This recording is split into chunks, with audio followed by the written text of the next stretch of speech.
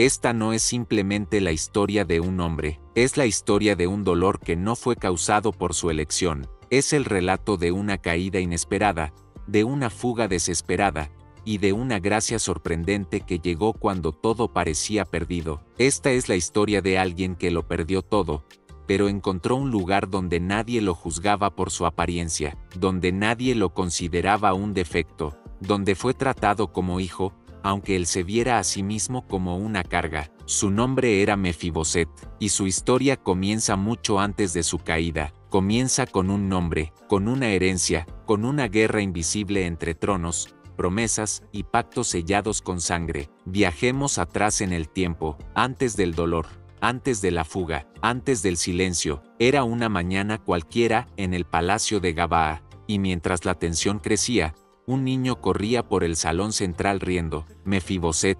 El sol entraba suavemente por los ventanales altos, cruzando cortinas de lino puro. El aroma de las especias flotaba en el aire, mezclándose con los sonidos de los ciervos que se movían, preparando la mesa real. Lo que Mefiboset no sabía era que su nombre llevaba el peso de generaciones. En lugar de envidiarlo, se sintió honrado de servirle.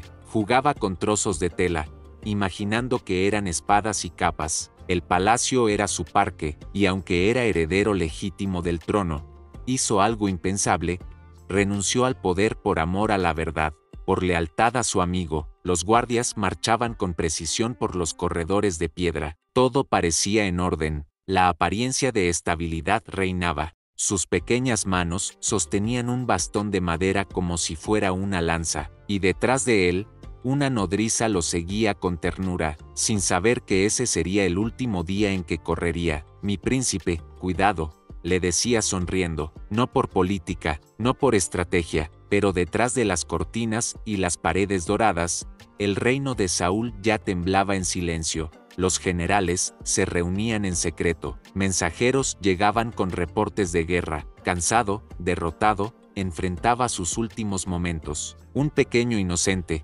ajeno a la atención de los adultos. Cada columna, una fortaleza; cada escalera, un castillo de aventuras, sin saber que el tiempo de la inocencia estaba a punto de terminar.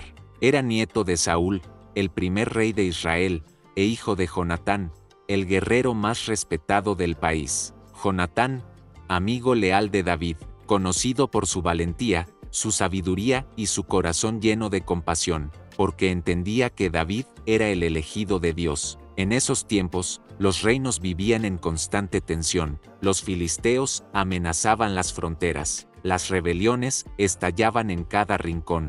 Incluso dentro de Israel, el pueblo se dividía entre la tradición representada por Saúl y la promesa encarnada en David.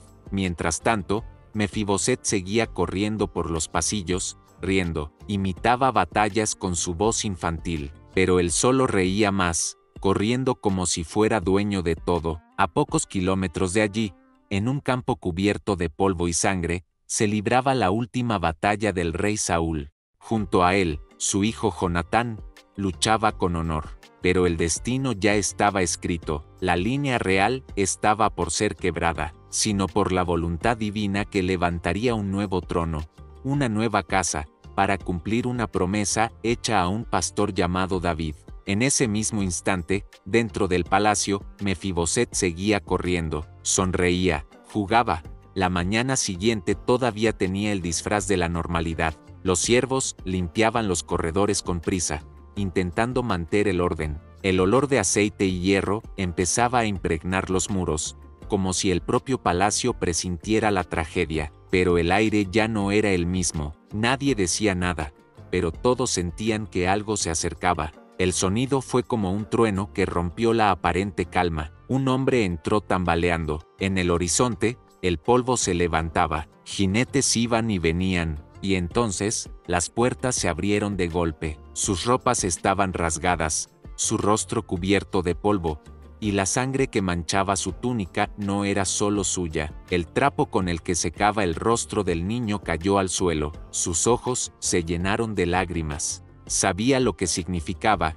La línea real había sido cortada. Había cruzado el campo de batalla con una misión: anunciar la noticia que nadie quería escuchar. En la habitación contigua, la nodriza de Mefiboset escuchó, corrió, bajó escaleras, cruzó puertas, esquivó gritos, miedo a que alguien, algún día, reclamara el trono. Resbaló sobre las piedras del patio, el tiempo pareció desacelerarse, el cuerpo de Mefiboset voló, cayó con fuerza contra el suelo, con voz temblorosa, gritó, Saúl ha muerto, Jonatán también, y en un instante, perdió la capacidad de caminar.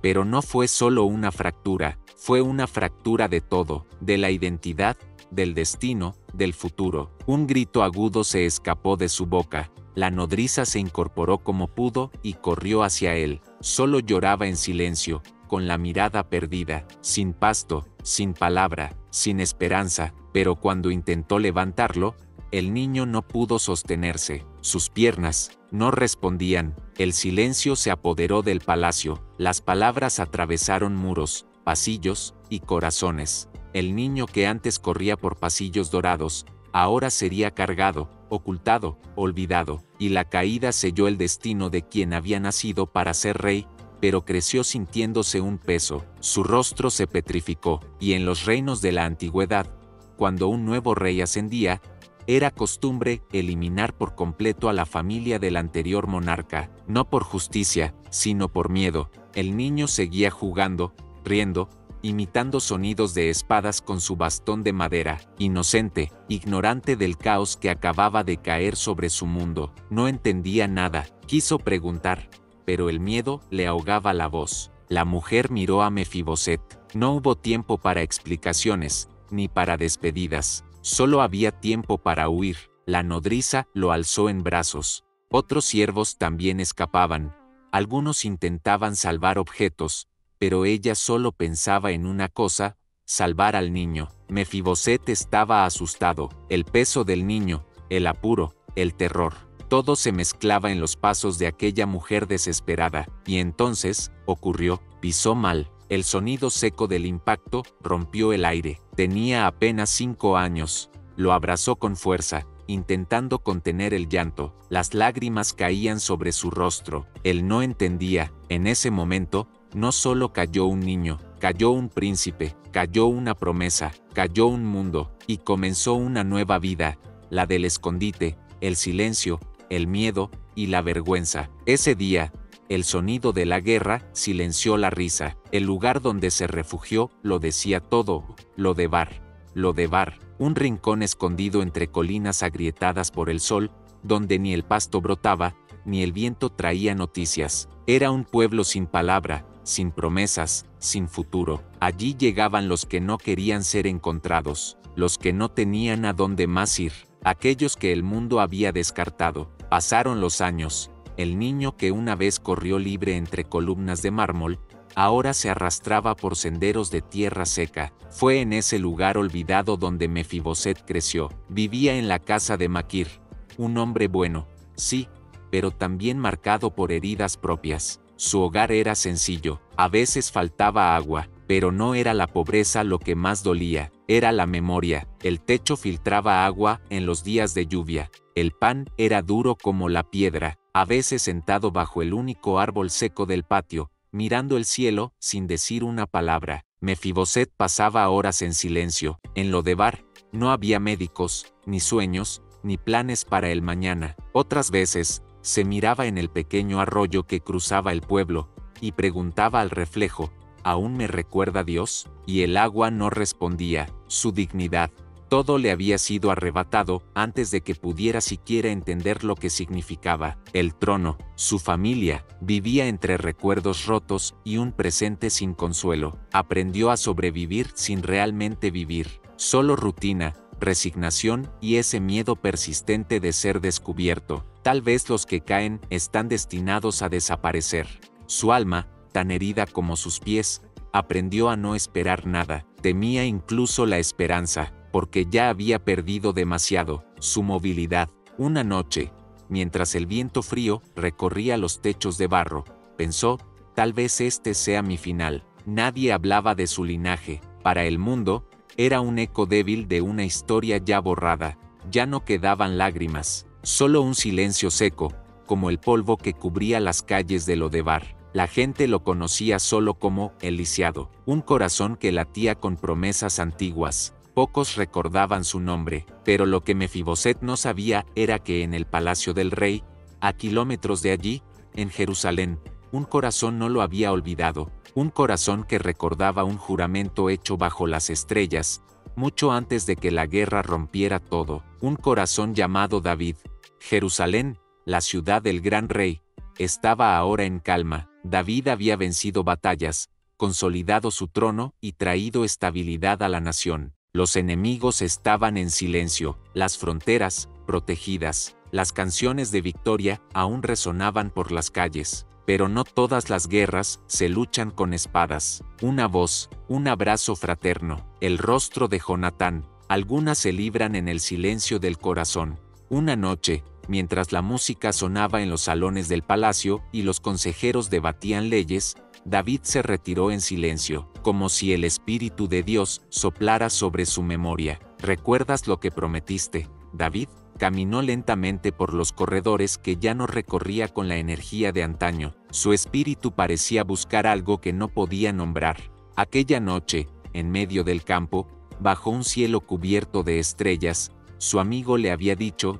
Se detuvo frente a un balcón, contempló el horizonte, y bajo la luz plateada de la luna, los recuerdos comenzaron a invadirle. Recordó un rostro, recordó el pacto. Prométeme, David, que mostrarás bondad a mis descendientes, aun cuando yo ya no esté. No preguntó si era útil para el reino, no le interesaba si era digno, porque el corazón del rey seguía latiendo por alguien que todos habían olvidado. Solo dijo con convicción: tráiganlo ante mí, y lo que parecía imposible para los hombres, se transformaba en el comienzo de un milagro de gracia, y David había prometido, con lágrimas, con el corazón apretado, con respeto, hizo una reverencia, y David, con voz firme, volvió a preguntar, con el alma rendida a una amistad más fuerte que la muerte. Algunos bajaron la mirada, el silencio se hizo espeso. Entonces, un nombre fue pronunciado con cautela: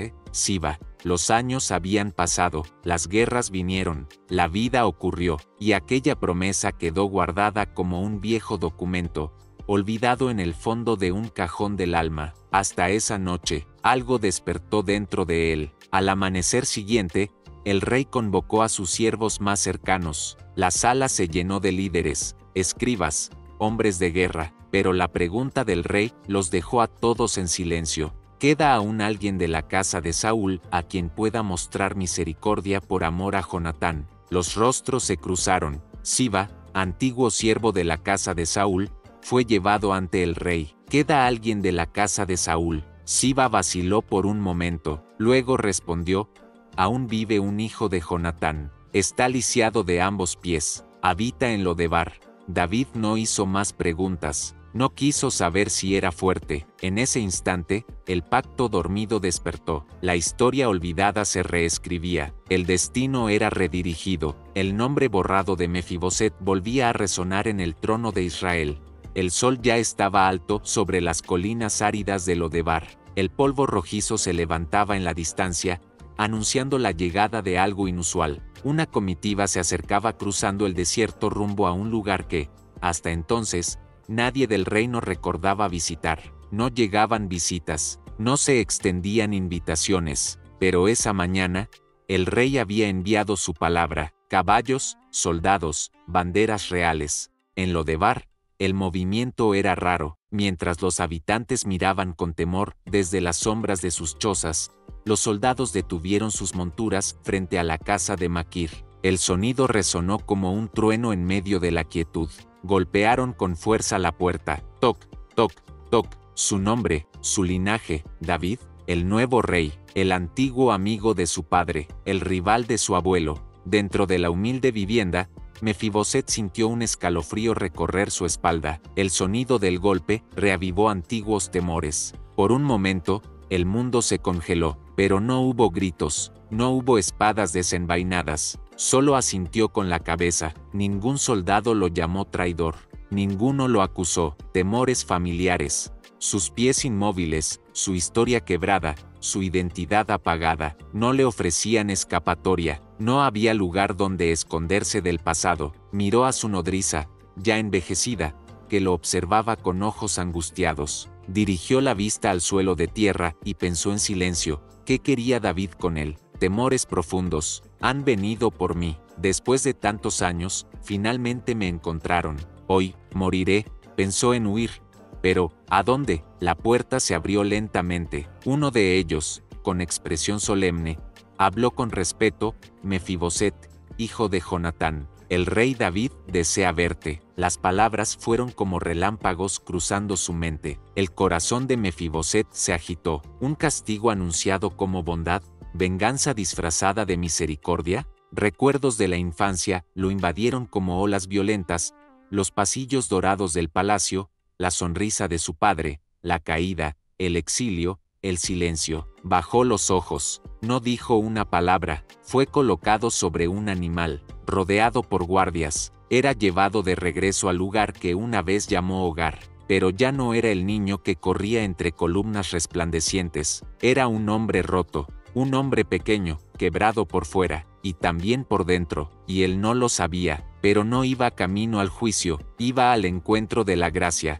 El trayecto fue largo. Mefiboset mantuvo la mirada fija en el suelo durante casi todo el camino. No quería ver los rostros de los soldados, ni interpretar sus gestos, ni sentir el peso de la duda que imaginaba en cada mirada. El miedo le recorría el pecho como un río silencioso, frío e implacable. A medida que se acercaban a las murallas de Jerusalén, su respiración se volvía más pesada. Cada metro que lo acercaba al palacio hacía que su corazón latiera con más fuerza. Para él, aquel regreso no era una bienvenida, era una sentencia. Se sentía como un prisionero camino a su ejecución. Finalmente, llegaron. Las puertas se abrieron con solemnidad. Los guardias se alinearon. Intentó mantener la calma, pero por dentro, estaba completamente deshecho. Trompetas sonaron a lo lejos. Pero Mefiboset no escuchaba nada con claridad. Su mente estaba sumida en un torbellino de voces del pasado.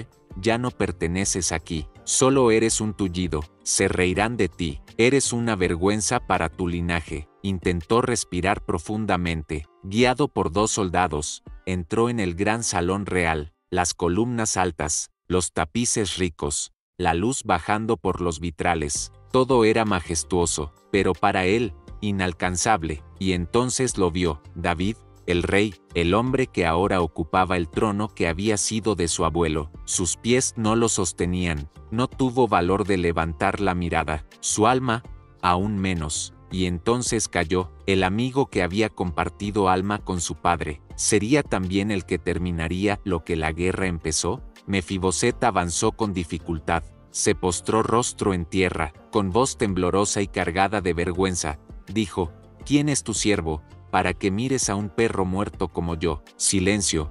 Por un momento, el tiempo se detuvo, y entonces David se levantó. Sus pasos resonaron en el gran salón, pero no eran pasos de juicio, eran pasos de redención. El rey se acercó, lo miró, no vio piernas lisiadas, no vio harapos ni miseria, vio al hijo de su amigo, vio una promesa, vio a alguien que la gracia había escogido restaurar. Con voz firme, pero llena de ternura, dijo: Mefiboset.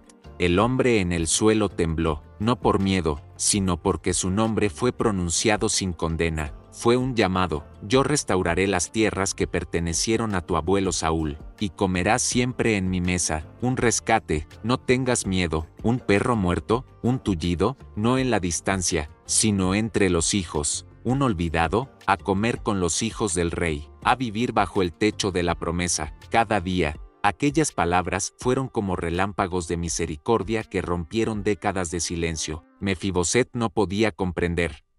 Pero allí, delante del rey, descubrió que la gracia no exige perfección, solo pide presencia, solo espera obediencia al llamado. David ordenó preparar un lugar en la mesa, no entre los sirvientes, sí, entre los hijos. El hombre de pies inútiles comenzó a sentarse con los príncipes. Pero había algo aún más profundo que el alimento. Era lo que esa mesa escondía. Tal vez hoy, esa persona también escuche el llamado del rey. Allí, nadie veía sus pies. Allí, nadie recordaba su caída, porque aquí, cada herida puede convertirse en esperanza, y cada caída, en una historia de salvación.